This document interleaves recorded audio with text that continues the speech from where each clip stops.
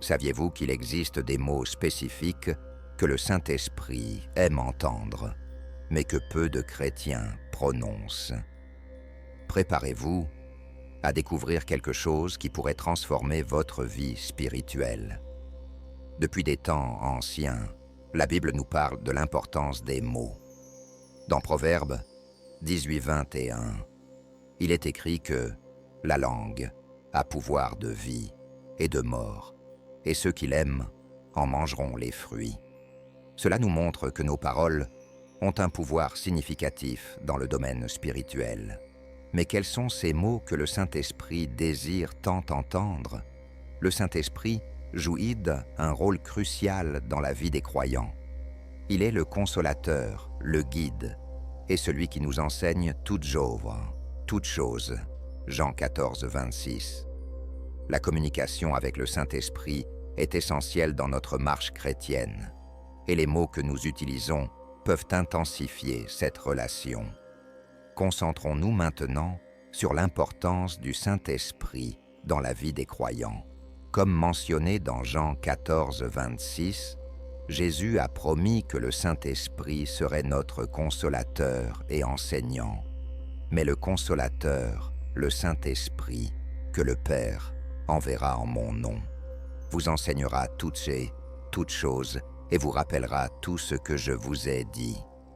Cela nous montre que le Saint-Esprit est indispensable pour nous guider et nous enseigner tout au long de notre parcours spirituel. Ainsi, la communication avec lui est primordiale, et les mots que nous choisissons d'utiliser ont un impact considérable. La Bible nous encourage à être en dialogue constant avec l'Esprit, en le laissant nous guider, nous réconforter et nous enseigner. Utiliser des mots qui plaisent au Saint-Esprit peut intensifier cette communication, créant ainsi une connexion plus profonde et plus significative avec Dieu. Explorons ensemble quels sont ces mots et comment les intégrer dans notre quotidien afin de renforcer notre relation avec le Saint-Esprit. Une catégorie de mots que le Saint-Esprit aime entendre concerne la louange et l'adoration. Dans le psaume 22:3, il était écrit que Dieu habite au milieu des louanges d'Israël. Lorsque nous exprimons notre adoration, nous invitons la présence du Saint-Esprit à demeurer parmi nous. Les mots de louange et d'adoration possèdent un pouvoir particulier dans le domaine spirituel. Ce même passage du psaume 22:3 nous rappelle que Dieu habite au milieu des louanges d'Israël.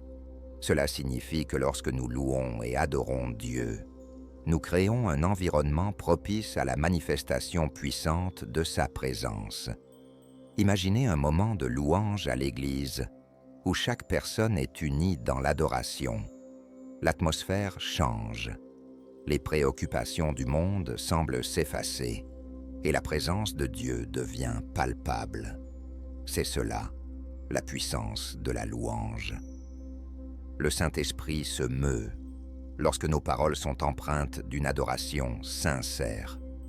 Ce n'est pas seulement un acte de chant, mais une expression profonde du cœur qui invite la présence de Dieu à remplir l'espace. La louange et l'adoration ne se limitent pas aux moments passés à l'église. Elles peuvent être vécues au quotidien, que nous soyons à la maison, au travail ou ailleurs. Nous pouvons adorer Dieu par nos paroles et nos actions. Ces mots plaisent au Saint-Esprit et invitent sa présence à demeurer continuellement avec nous, apportant paix, joie et direction dans notre quotidien. Le Saint-Esprit répond également de manière puissante aux paroles de confession et de repentance. Dans 1 Jean 1, nous lisons « Si nous confessons nos péchés, il est fidèle et juste pour nous pardonner nos péchés et nous purifier de toute iniquité. » Une confession sincère attire le Saint-Esprit pour qu'il œuvre dans nos cœurs. La confession et la repentance sont des piliers de la vie chrétienne. Dans 1 Jean 1, nous trouvons cette promesse. Si nous confessons nos péchés, il est fidèle et juste pour nous pardonner et nous purifier de toute iniquité. Ces mots ne sont pas de simples rituels, mais des déclarations puissantes qui attirent la miséricorde et la grâce de Dieu. Lorsque nous confessons nos péchés, nous reconnaissons nos faiblesses devant Dieu et demandons son pardon.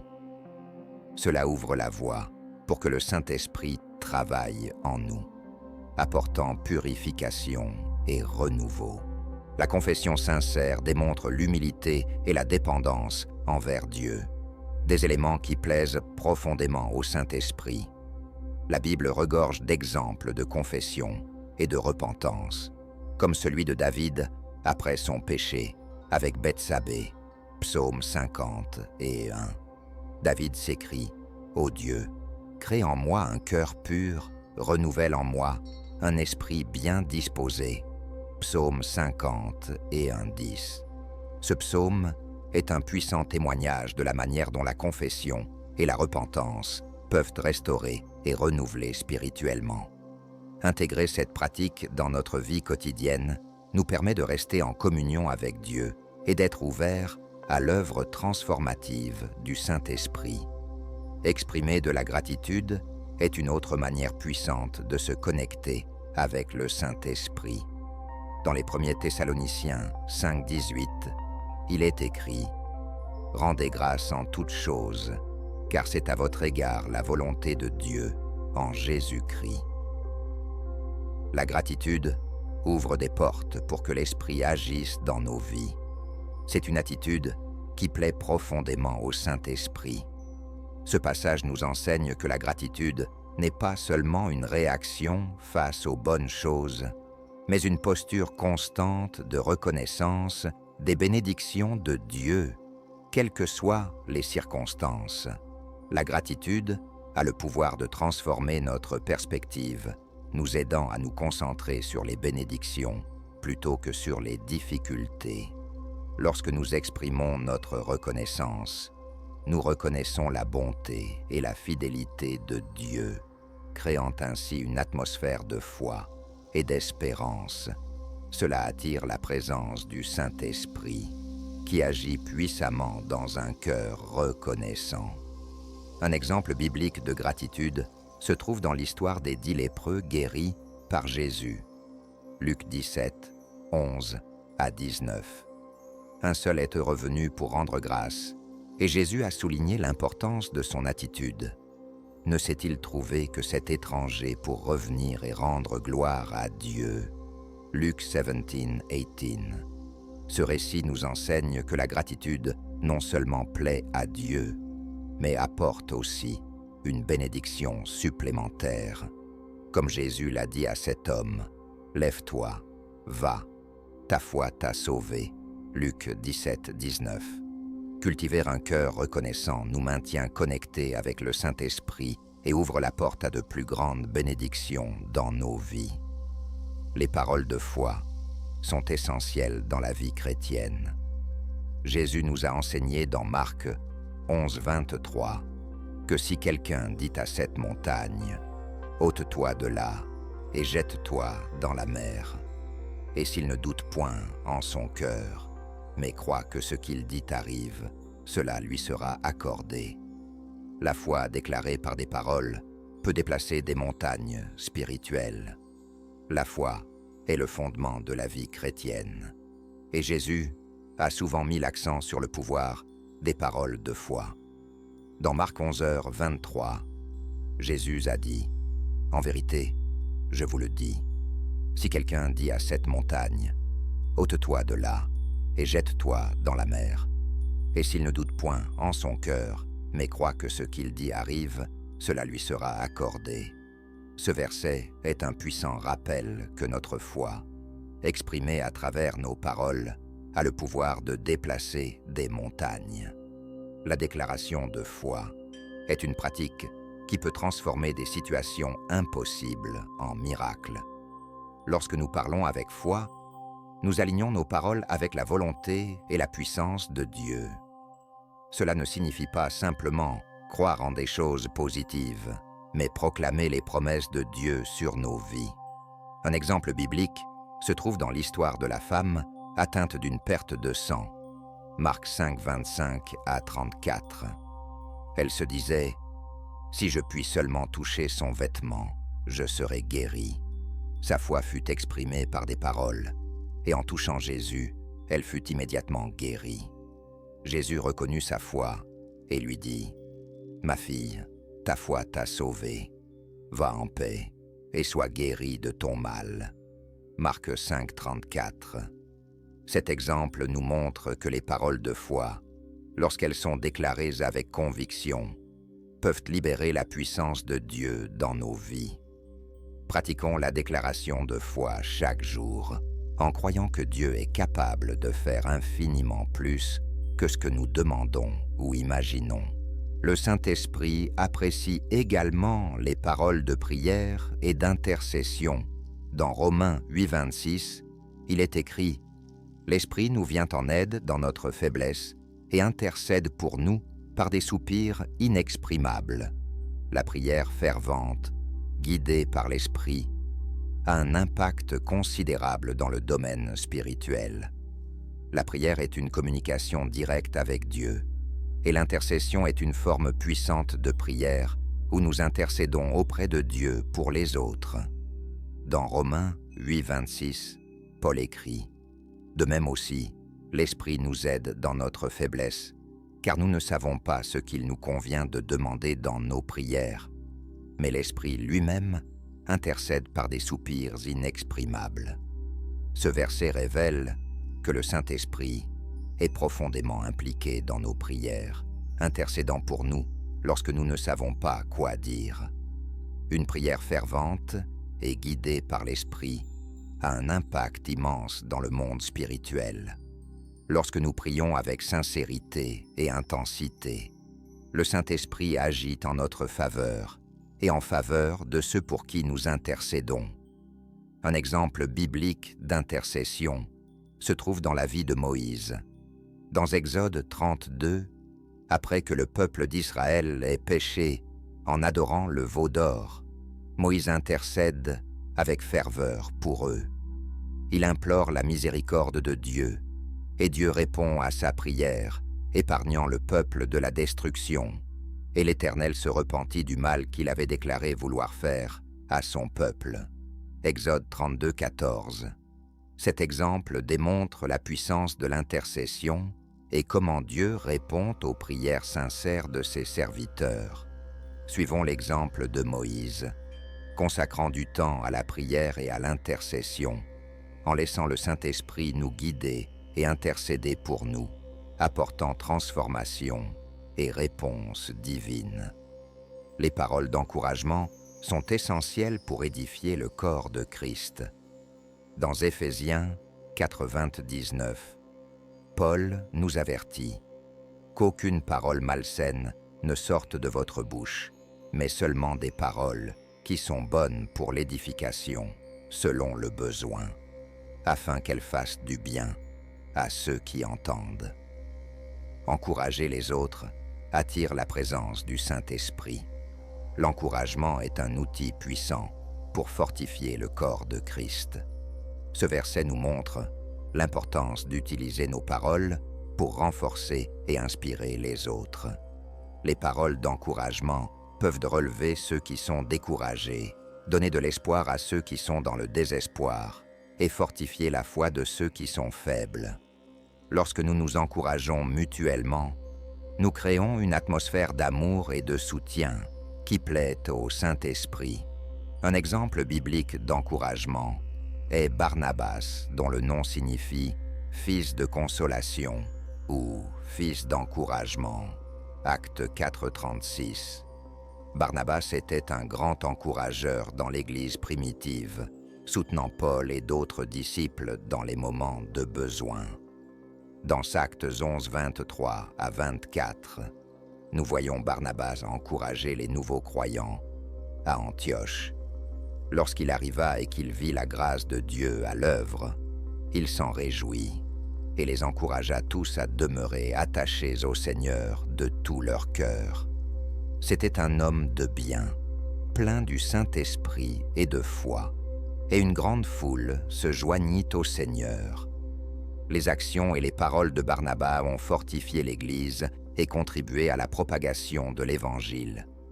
Suivons l'exemple de Barnabas en utilisant nos paroles pour encourager et édifier les autres, attirant ainsi la présence du Saint-Esprit et favorisant la croissance spirituelle au sein du corps de Christ. Le pardon est un acte puissant qui libère l'action du Saint-Esprit. Dans Matthieu 6, 14 à 15, Jésus nous enseigne que si vous pardonnez aux autres leurs offenses, votre Père céleste vous pardonnera aussi. Les paroles de pardon ont le pouvoir d'apporter guérison et restauration.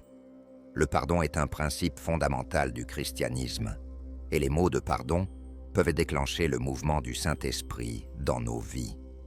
Jésus souligne dans Matthieu 6, 14 à 15, « Car si vous pardonnez aux hommes leurs offenses, votre Père céleste vous pardonnera aussi. Mais si vous ne pardonnez pas aux hommes, votre Père ne vous pardonnera pas non plus vos offenses. » Cet enseignement met en lumière que le pardon est essentiel pour maintenir une relation saine et ouverte avec Dieu. Pardonner non seulement bénit la personne que nous libérons, mais cela nous délivre également de l'amertume et du ressentiment. Lorsque nous pardonnons, nous permettons au Saint-Esprit d'apporter guérison et restauration dans nos vies. Un exemple puissant de pardon dans la Bible se trouve dans l'histoire de Joseph. Ses frères l'ont vendu comme esclave, mais des années plus tard, il devint une figure d'autorité en Égypte. Lorsque ses frères vinrent lui demander de l'aide, Joseph choisit de leur pardonner. Maintenant, ne vous affligez pas et ne soyez pas fâchés de m'avoir vendu pour être conduit ici, car c'est pour vous sauver la vie que Dieu m'a envoyé devant vous. Genèse 45, 5. Cet acte de pardon non seulement restaura la relation entre Joseph et ses frères, mais accomplit aussi le plan de Dieu pour sauver de nombreuses vies. Comme Joseph, lorsque nous choisissons de pardonner, nous libérons la puissance de Dieu pour agir dans nos vies et celles de ceux qui nous entourent. Pratiquons le pardon chaque jour, permettant au Saint-Esprit d'apporter guérison et renouveau dans tous les aspects de notre existence. Partager notre témoignage est une manière puissante de glorifier Dieu et d'impacter les autres.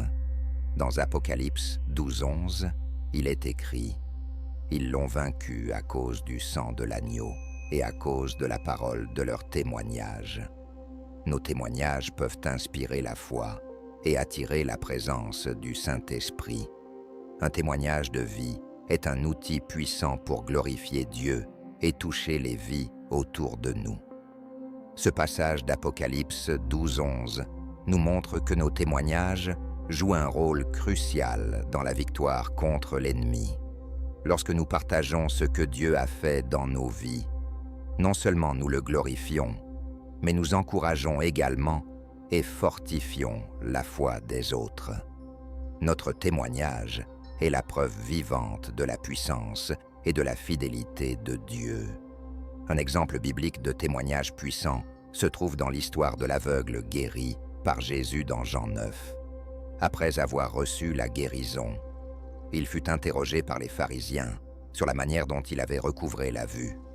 Sa réponse simple et directe fut « Je sais une chose, j'étais aveugle, et maintenant je vois. » Jean 9, 25. Ce témoignage simple mais puissant rendit gloire à Dieu et réduisit ses critiques au silence.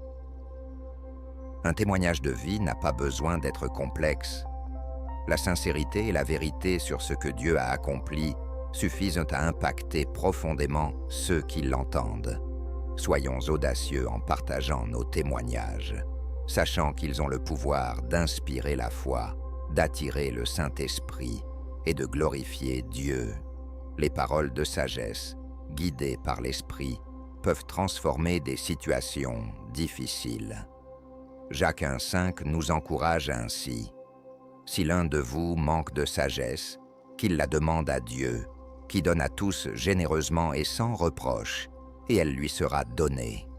La sagesse divine est un don que nous devons rechercher continuellement. Elle est l'un des plus précieux cadeaux que nous puissions recevoir de Dieu. Ce verset nous assure que Dieu est prêt à nous accorder la sagesse en abondance si nous la demandons. Les paroles de sagesse, inspirées par le Saint-Esprit, peuvent transformer des situations complexes et apporter des solutions divines à des problèmes difficiles. La sagesse divine dépasse la simple connaissance humaine. Elle nous permet de voir les choses du point de vue de Dieu et d'agir selon sa volonté. Un exemple biblique de sagesse se trouve dans la vie du roi Salomon. Dans 1er Roi 3,9, Salomon demanda à Dieu « Accorde donc à ton serviteur un cœur intelligent pour juger ton peuple, pour discerner le bien du mal. » Dieu fut agréablement surpris par sa demande et lui accorda une sagesse inégalée qui se manifesta dans de nombreuses situations, comme lors du célèbre jugement entre deux femmes réclamant la maternité d'un enfant. 1er Roi 3,16-28. La sagesse de Salomon apporta justice et paix à son royaume. Comme Salomon, nous pouvons demander à Dieu la sagesse et nous pouvons être certains qu'il nous l'accordera. Cherchons sans cesse la sagesse divine, permettant au Saint-Esprit de nous guider dans tous les aspects de notre vie et utilisant nos paroles pour transmettre cette sagesse aux autres. La prophétie est une autre forme puissante de communication spirituelle. Dans 1 Corinthiens 14:1, Paul nous exhorte à rechercher avec ardeur les dons spirituels, surtout celui de prophétie. Les paroles prophétiques peuvent apporter direction, encouragement et confirmation de la volonté de Dieu. La prophétie est l'un des dons spirituels les plus puissants et importants. Ce même verset nous incite à poursuivre le chemin de l'amour, tout en désirant ardemment les dons de l'esprit, en particulier la prophétie. C'est une forme de communication spirituelle inspirée par le Saint-Esprit qui a le pouvoir d'édifier, d'exhorter et de consoler. 1 Corinthiens 14:3. Un exemple biblique de prophétie se trouve dans la vie d'Agabus, un prophète du Nouveau Testament. Dans Actes 11:28, Agabus prophétisa une grande famine qui devait frapper tout l'Empire romain. Et cette prophétie permit à l'Église de se préparer et d'aider ceux dans le besoin. Un autre exemple est celui de la prophétie d'Isaïe concernant la naissance du Messie. C'est pourquoi le Seigneur lui-même vous donnera un signe. Voici, la Vierge deviendra enceinte. Elle enfantera un fils et elle lui donnera le nom d'Emmanuel. Isaïe 7:14. Cette prophétie s'est accomplie des siècles plus tard, avec la naissance de Jésus, apportant espoir et salut au monde. Les paroles prophétiques, lorsqu'elles sont véritablement inspirées par le Saint-Esprit, ont le pouvoir de transformer des vies et des circonstances. Recherchons avec diligence le don de prophétie, permettant au Saint-Esprit de parler à travers nous pour édifier l'Église et glorifier Dieu. L'amour est le plus grand commandement et nos paroles doivent le refléter. Dans 1 Corinthiens 13, Paul décrit la suprématie de l'amour, soulignant que sans amour, nos actions sont vaines. Les paroles d'amour édifient et attirent la présence du Saint-Esprit. L'amour est le commandement suprême dans le christianisme et nos paroles doivent toujours être imprégnées de cet amour. Dans 1 Corinthiens 13, Paul met en avant la suprématie de l'amour en déclarant que sans lui, tous nos actes et dons spirituels sont inutiles. Quand je parlerai les langues des hommes et des anges, si je n'ai pas l'amour, je suis un airain qui résonne ou une cymbale qui retentit. 1 Corinthiens 13:1. Les paroles d'amour ont le pouvoir d'édifier, de guérir et de transformer des vies.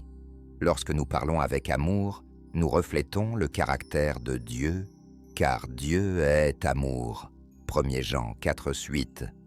L'amour doit être la motivation derrière toutes nos actions et paroles. Jésus nous a donné l'exemple suprême de l'amour sacrificiel, en donnant sa vie pour nous. Il nous a enseigné « Je vous donne un commandement nouveau. Aimez-vous les uns les autres, comme je vous ai aimé, vous aussi, aimez-vous les uns les autres. À ceci, tous reconnaîtront que vous êtes mes disciples, si vous avez de l'amour les uns pour les autres. » Jean 13, 34 à 35. Cet amour se manifeste par nos paroles et nos actions.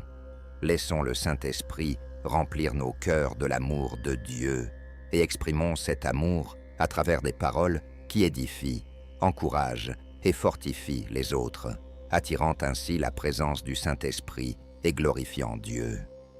L'amour est le plus grand commandement, et nos paroles doivent en être le reflet. Dans 1 Corinthiens 13, Paul met en avant la suprématie de l'amour, soulignant que sans lui, nos actions n'ont aucune valeur. Les paroles d'amour édifient et attirent la présence du Saint-Esprit. L'amour est le commandement suprême dans le christianisme, et nos paroles doivent toujours en témoigner.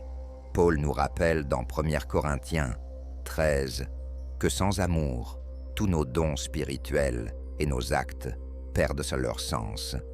Quand je parlerai les langues des hommes et des anges, si je n'ai pas l'amour, je suis un airain qui résonne ou une cymbale qui retentit. 1 Corinthiens 13, 1. Les paroles d'amour ont un pouvoir immense. Elles peuvent édifier, guérir et transformer des vies. Lorsque nous parlons avec amour, nous reflétons le caractère même de Dieu, car Dieu est amour. 1 Jean 4, 8. L'amour doit être la motivation qui guide chacune de nos actions et de nos paroles. Jésus nous a montré l'exemple ultime de l'amour sacrificiel, en donnant sa vie pour nous. Il nous a enseigné « Je vous donne un commandement nouveau.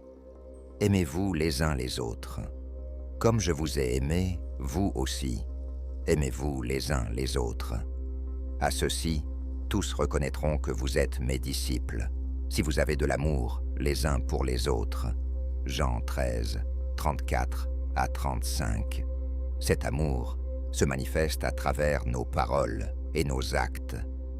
Laissons le Saint-Esprit remplir nos cœurs de l'amour de Dieu et exprimons cet amour par des paroles qui encouragent, édifient et fortifient les autres. De cette façon, nous attirerons la présence du Saint-Esprit et glorifierons Dieu à travers notre manière de vivre. Être un artisan de paix est une caractéristique d'un enfant de Dieu. Dans Matthieu 5, 9, Jésus déclare « Heureux ceux qui procurent de la paix, car ils seront appelés fils de Dieu. » Les paroles qui favorisent la paix et la réconciliation sont précieuses aux yeux du Saint-Esprit. La paix est un fruit de l'Esprit et une marque distinctive des enfants de Dieu. Comme Jésus l'a affirmé dans Matthieu 5, 9, les artisans de paix sont bénis et seront reconnus comme fils de Dieu. Être un artisan de paix ne consiste pas seulement à éviter les conflits, mais à rechercher activement la réconciliation et à promouvoir la paix partout où nous allons.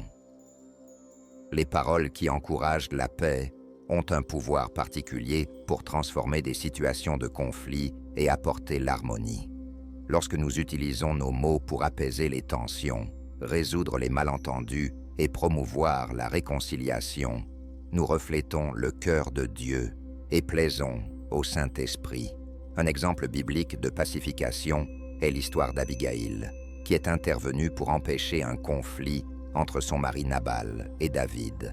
Dans 1 Samuel 25, Abigaïl a utilisé des paroles sages et pacifiques pour arrêter David de tuer Nabal et ses hommes en disant « Pardonne, je te prie, la faute de ta servante, car l'Éternel ne manquera pas de faire à mon Seigneur une maison stable, puisque mon Seigneur soutient les guerres de l'Éternel, et que la méchanceté ne se trouvera jamais en toi.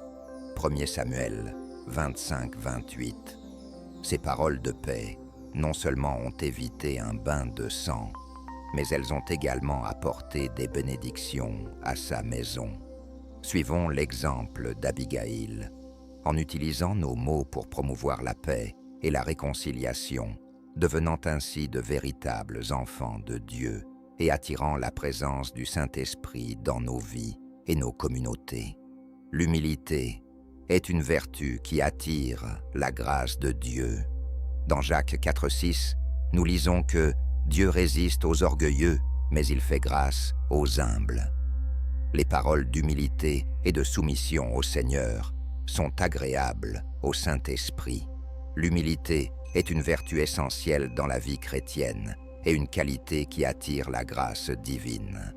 Jacques 4,6 nous montre clairement que Dieu accorde sa faveur à ceux qui s'humilient devant lui. Les paroles d'humilité reflètent un cœur soumis et dépendant de Dieu. Lorsque nous parlons avec humilité, nous reconnaissons notre faiblesse et notre besoin de l'aide divine. Jésus, notre plus grand exemple, a démontré l'humilité dans tous les aspects de sa vie. Dans Philippiens 2:5-8, Paul nous exhorte à adopter la même attitude que Christ. « Ayez en vous les sentiments qui étaient en Jésus-Christ, lequel, existant en forme de Dieu, n'a point regardé comme une proie à arracher d'être égal avec Dieu, mais s'est dépouillé lui-même, en prenant une forme de serviteur, en devenant semblable aux hommes, et ayant paru comme un simple homme, il s'est humilié lui-même, en se rendant obéissant jusqu'à la mort, même la mort de la croix. » L'humilité de Jésus est un exemple pour nous tous. Ses paroles et ses actions reflétant toujours la soumission à la volonté du Père. Cherchons à vivre dans l'humilité, utilisant nos paroles pour exalter Dieu et non nous-mêmes, attirant ainsi la grâce et la présence du Saint-Esprit dans nos vies. Se consacrer à Dieu avec des paroles d'engagement et de dévouement est essentiel. Romains 12 nous appelle à offrir nos corps comme un sacrifice vivant, saint et agréable à Dieu. Cette consécration attire la présence du Saint-Esprit. La consécration est un acte de dévouement total à Dieu, reconnaissant que nous lui appartenons et désirons vivre pour sa gloire.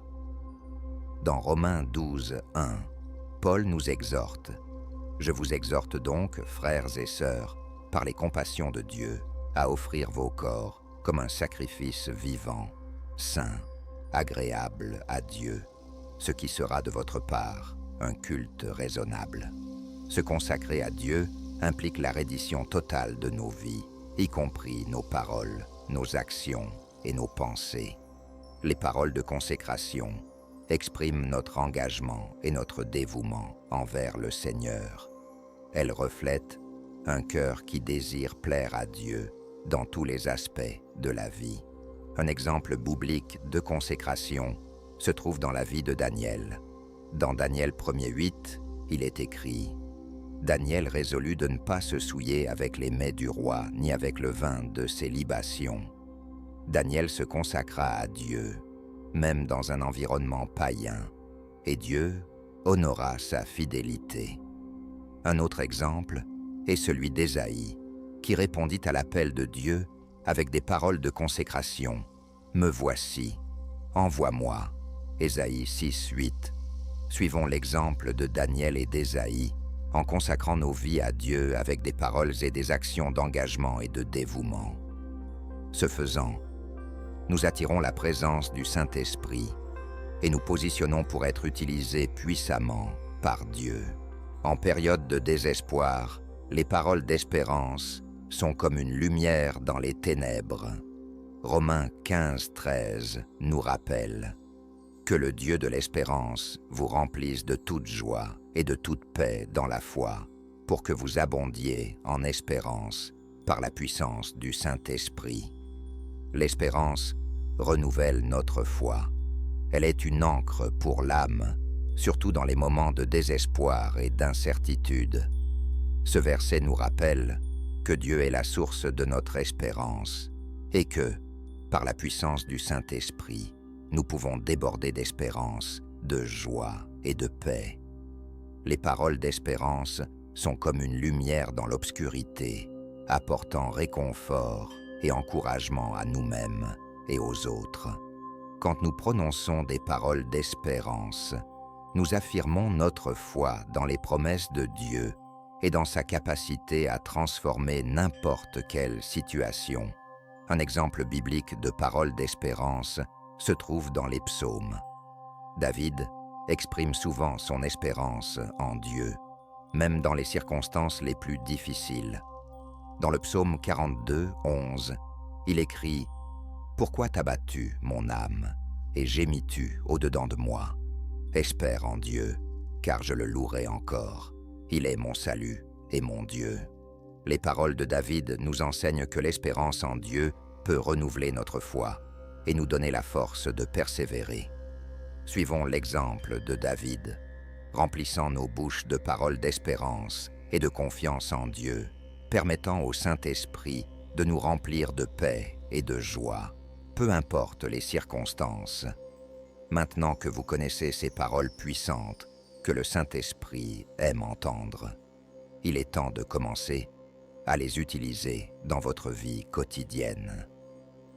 Faites l'expérience du pouvoir transformateur de ces mots et voyez comment le Saint-Esprit agit dans votre vie d'une manière nouvelle et puissante. Nous arrivons à la conclusion de cette vidéo et c'est maintenant le moment de mettre en pratique ce que nous avons appris. Vous connaissez désormais ces paroles puissantes, celles que le Saint-Esprit désire entendre. Il est donc temps de les intégrer dans votre quotidien.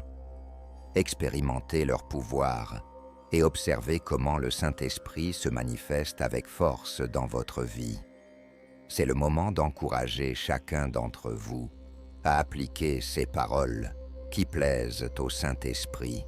Nous réitérons l'importance de la louange et de l'adoration, de la confession et de la repentance, de la gratitude, de la foi et de la déclaration, de la prière et de l'intercession, de l'encouragement, du pardon, du témoignage, de la sagesse, de la prophétie, de l'amour, de la paix, de l'humilité, de la consécration et de l'espérance. En incorporant ces mots dans nos vies, nous invitons le Saint-Esprit à agir puissamment en nous et à travers nous. Prions ensemble. Seigneur, aide-nous à utiliser nos paroles pour te glorifier et attirer la présence de ton Saint-Esprit. Que nos vies reflètent ton amour, ta grâce et ta puissance. Au nom de Jésus. Amen. Que chacun de nous voit l'impact de ces paroles dans sa marche spirituelle et dans la vie de ceux qui nous entourent.